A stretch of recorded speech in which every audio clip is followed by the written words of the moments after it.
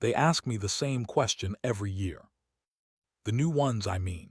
The cadets, fresh out of the orbital academies on Hessen, still smelling of antiseptic and ambition, their plating polished so bright you could shave by it.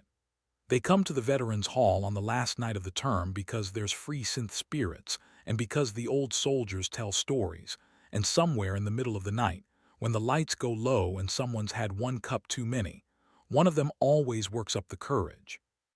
Sergeant Vale, they say, is it true you fought the humans? And I always say the same thing back. No, I survived them, there's a difference. That usually shuts them up for a minute. But not last year. Last year there was a girl, well, the human word is girl, their language doesn't bend the way ours does, a young Thren cadet with one cracked mandible from a sparring accident, and eyes that didn't know how to look away yet. She leaned forward across the table and she said, very quietly, "Then tell us why you won't pick up a rifle anymore. They say you were the best gunner in the 6th. They say you put it down after the Texel campaign and never touched one again." I looked at her for a long time. Then I told her what I'm going to tell you. You have to understand what we believed about them before. When the Reach first ran into humanity, out past the Veil Drift where the old jump planes go quiet, we did what any sensible coalition did. We measured them. That's the first thing they teach you in tactical doctrine. Before you fear an enemy, you measure them. You count their teeth. You weigh their bones. You read their biology like a ledger. And on paper, the ledger looked like a joke. Slow, they were so slow. A Thren can move twice their sprint. A Chorid can lift 4 times what their strongest can lift. Their eyes saw only one narrow band of light, no infrared, no electrosense, nothing. Their skin tore if you breathed on it wrong. They couldn't regrow a limb. They couldn't seal a wound by clotting in seconds the way we do. You shot a human in the wrong place and it just stopped. Forever. That horrified us, actually. The fragility of it. A species that could be ended so easily, walking around the galaxy like it owned the place. The strategists laughed. I remember the briefing. Officer Karun stood in front of the projection and listed their weaknesses one by one, and the whole room made that low clicking sound that's our version of a chuckle. Soft bodies, short lives, no regeneration. And this was the part everyone loved they apparently broke. Psychologically. The intelligence report said human soldiers suffered from something their own medics called combat stress. They came home from their little wars and couldn't sleep. They flinched at loud sounds. Some of them never recovered. They wound their own minds, Karun said. Imagine, a species so weak it is defeated by the memory of fighting. We clicked, we laughed, we were so sure. I was a young gunner then, younger than you. I believed every word. The first time I saw one in person, it was already dead, and even then it frightened me, though I didn't understand why for years. We took a forward outpost on the rim of the Texel system. Texel was a mud-colored world, all rust and storms, the kind of place nobody wants until somebody else wants it. The humans had a listening station there. 12 of them. 12, against a coalition landing force of 300. The doctrine said it would take an hour. It took 9 days. I'm not going to pretend I understood what was happening while it happened. War doesn't feel like a story when you're inside it. It feels like noise and mud and your own breathing too loud in your helmet. But I'll tell you what I saw, and you can do the measuring yourselves. On the second day, we found one of their forward positions abandoned. Or we thought it was abandoned. A trench, half collapsed, the rain coming down sideways. My squad leader, Dren, went in first. Dren was twice my age and had survived 4 campaigns, and he moved like he believed nothing could touch him. There was a human in that trench. He'd been there for hours in the freezing rain, in the mud, not moving. We have heat sense. We should have seen him.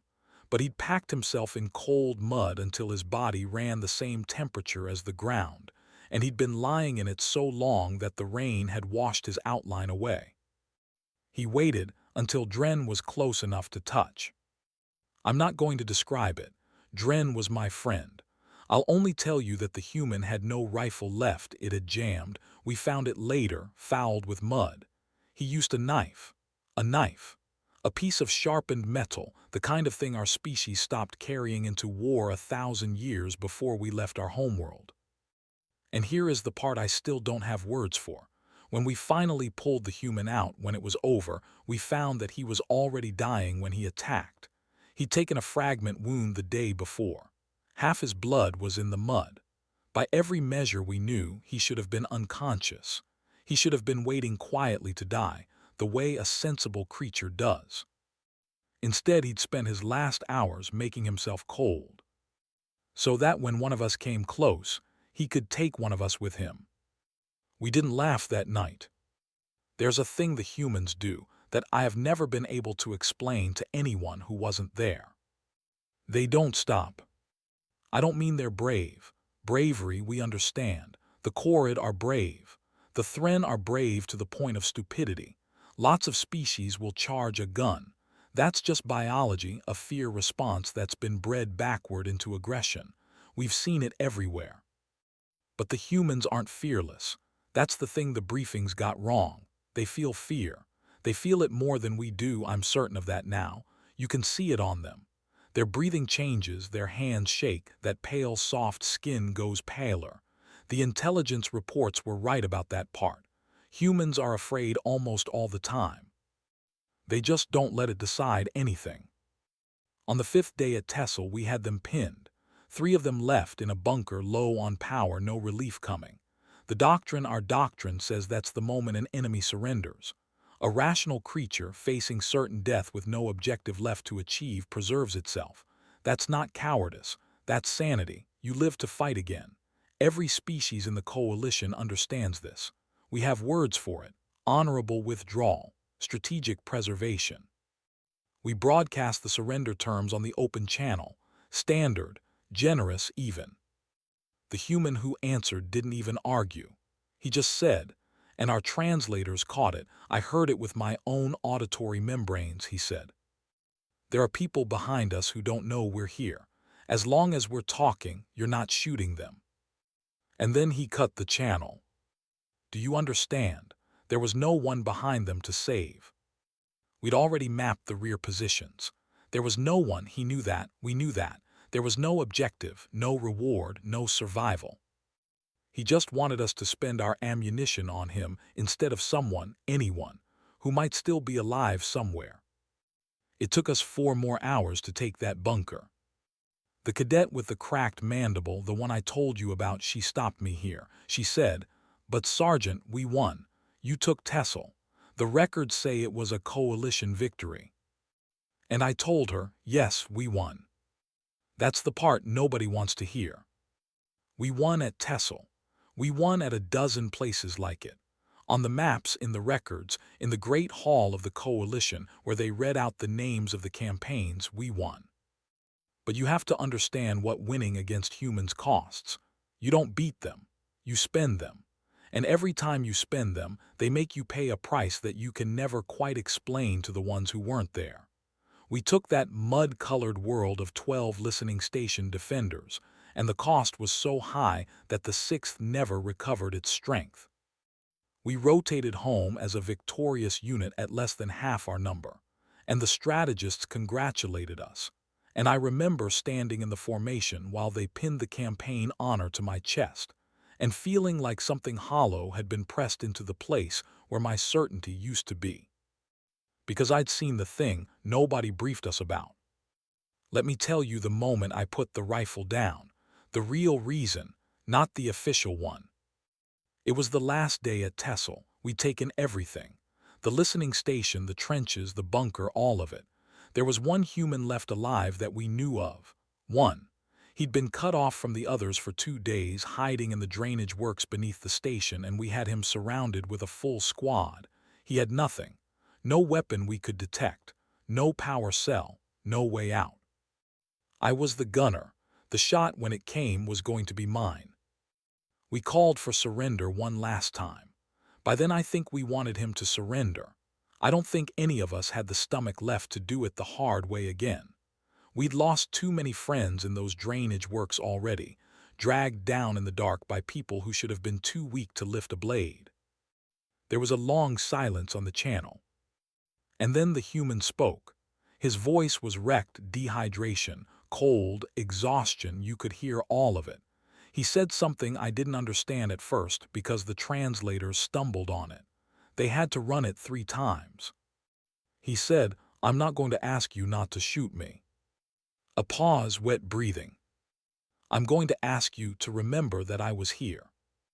That's all. He didn't beg. He didn't curse us.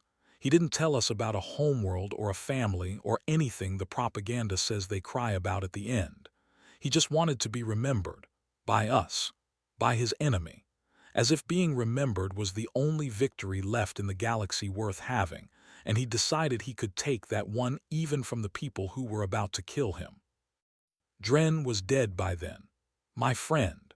The one the cold human in the trench had taken on the second day.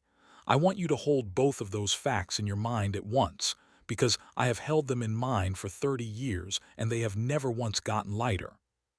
This human, the last one, had probably been in that trench too. Might have been the one. I'll never know. And I stood there with my rifle warm in my hands, and the targeting solution locked, and the order in my ear. And I realized something that the strategists with their ledgers and their teeth counting had never once written down. We had measured everything about the humans, except the one thing that mattered. We measured how easy they were to kill. We never measured how hard they were to stop.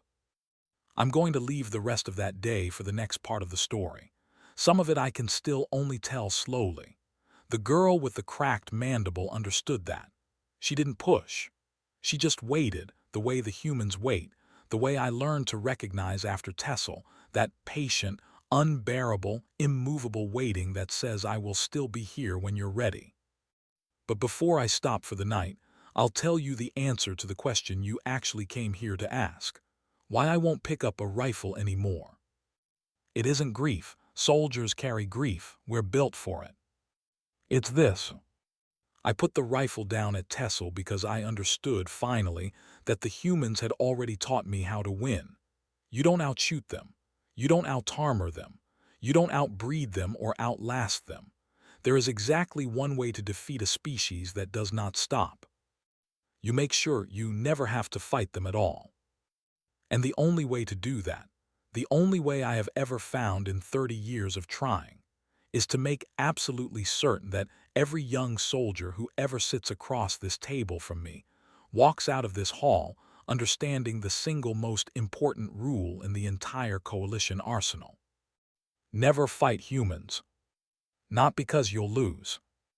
Because even when you win, you'll spend the rest of your life trying to forget the cost. So you came back. I half thought you wouldn't.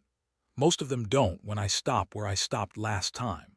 They think the story ended at the door of that drainage works, with my rifle warm and the last human asking to be remembered. They go home and they tell their bunkmates, the old sergeant got sentimental, and they sleep fine, and they never think about it again. But you came back, same seat, same crack in your mandible, you still haven't had that fixed, I see. Good, don't carry it. The humans taught me that too. A scar is just proof you were somewhere that tried to end you and didn't. All right. I'll tell you the rest. I didn't take the shot. I want to say that cleanly first before I explain it, because for 30 years people have assumed I did and I let them assume it. It was easier.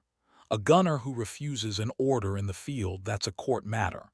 That's a stain. So when the records were written, they were written the convenient way, and I never corrected them. But I'm old now, and you have an honest face, and the truth is this. When the order came through my ear to fire into that drainage works, my hands would not move. Understand, I had fired before, many times. I was good, they weren't lying about that part. I'd put rounds through gun slits at 400 paces. I'd done the work. My hands had never once hesitated.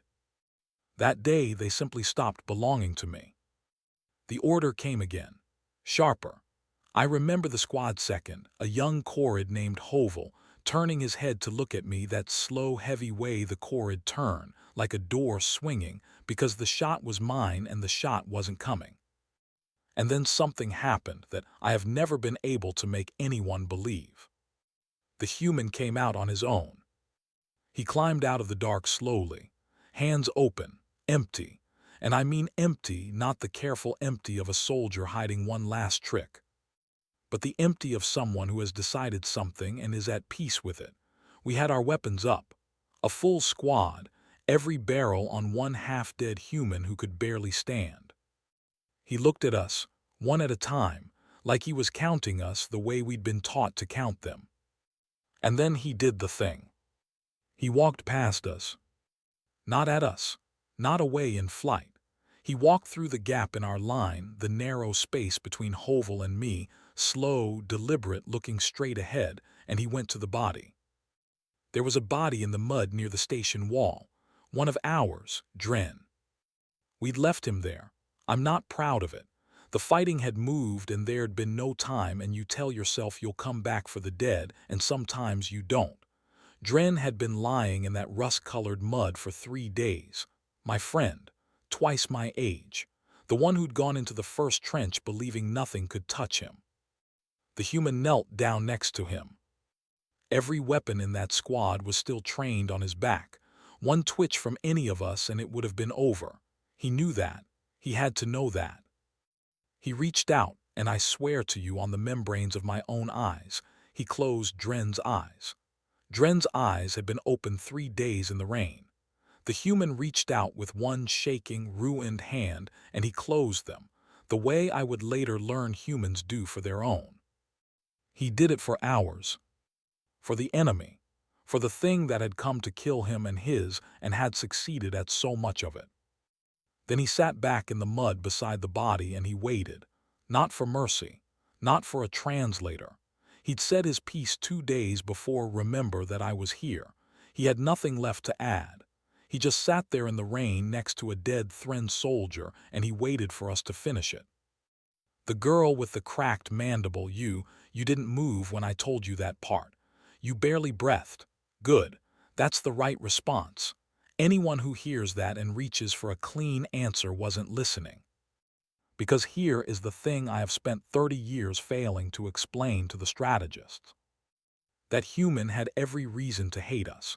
We'd come across the stars to a mud world that meant nothing, and we'd killed 11 of his, and we were about to kill the 12th.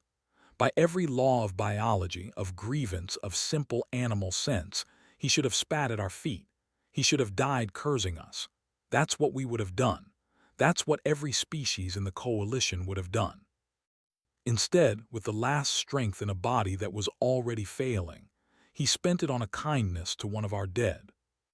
I have thought about why every day for 3 decades. I think, and I am only an old gunner, so take this for what it's worth, I think he understood something we didn't. I think he looked at Dren's open eyes in the rain, and he didn't see an enemy. He saw a soldier who'd been left behind by his own. And to a human, apparently, that's a wrong worth fixing even when you're the one who's about to be shot. Even when the soldier is the reason your friends are dead. Even when fixing it costs you the last dignity you have to spend. They don't measure cost the way we do. We count what a thing takes from us. They count what it gives to someone else. I have never met another species that does that. Not once. Not in 30 years of looking. We didn't shoot him. I won't tell you it was mercy. I'd like to. It would make a better story. But I think the honest truth is that none of us could. Not after that.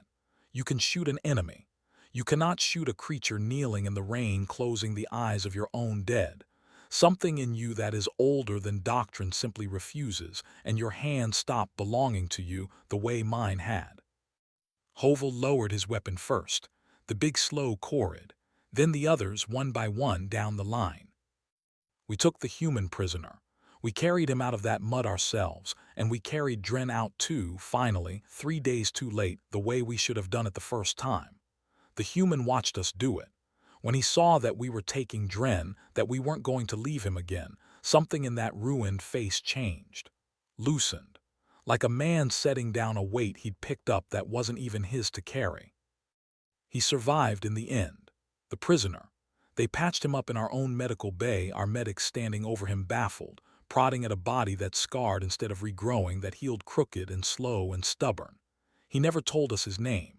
He told us a number and a unit, and then he stopped talking, the way they're trained to. Eventually, he was traded back in a prisoner exchange, 2 years later, and he walked back across the line to his own people without once looking back at us. I never saw him again. But I'll tell you what I did with the rest of my service, because of him. When the war ended, and it did end, in the way these things do, with treaties and exhaustion and both sides too bled to keep going, I had a choice. Most veterans take the pension and the quiet world and the long sleep. I didn't. I asked to be sent back to school. Not a soldier's school, a real one. I wanted to learn their language, the actual language, not the translator version that stumbled over a dying man's last words. And then I wanted to teach. That's what I do now between these nights in the Veterans Hall. I teach doctrine at the academy you came from. You probably sat in my lectures and didn't know it was me. The dry old instructor who keeps insisting, against all the fashionable strategists, that there is one engagement the coalition must never, ever choose to start. They argue with me, the young officers, every year. They've got the new weapons, the new ships, the simulations that say a modern coalition force could overwhelm any human position in a fraction of the time Tessel took. And they're right. The simulations are right. The math is right. And I tell them the same thing every time. The math was right at Tessel too. We won the math. We won the maps and the records and the campaign honors. And it cost us the 6th, and it cost me Dren, and it cost a galaxy 30 years of pretending we'd come out ahead. You can win every number on the page against humanity and still lose the only thing that was ever worth keeping, which is your certainty that you were the strong one. They take that from you, even when you beat them, especially when you beat them. So I teach the doctrine, the real doctrine, the one they didn't have at the briefing where we all laughed. Never fight humans. You asked me the first night why I won't pick up a rifle anymore. I gave you half an answer then. Here's the rest of it. It isn't that I can't. My hands work fine. I still have the eye. It's that I made a promise in the mud at Tessel, kneeling next to my dead friend whose eyes a stranger had closed for me. I promised that I would spend whatever I had left not on killing the next human, but on making sure there was no next human to kill. That the youngest, hungriest, most certain soldier in the coalition would walk out of my classroom knowing what I know. A rifle could maybe save a few lives in a fight. A lesson taught right can stop the fight before it starts. It can save them all. That's a better weapon than anything I carried. I figured that out at Tessel, watching a dying man do more with an open hand than I'd ever done with a locked targeting solution. So I put the rifle down and I picked up the only thing stronger. I picked up the story. And I tell it to people like you, in seats like that one, with cracks in their mandibles they're smart enough not to fix, until one of you carries it forward and tells it to the next ones. And the next, long after I'm gone, because that's the only kind of victory I ever learned that doesn't cost you anything to keep. The hall was quiet when I finished. The synth spirits had gone flat.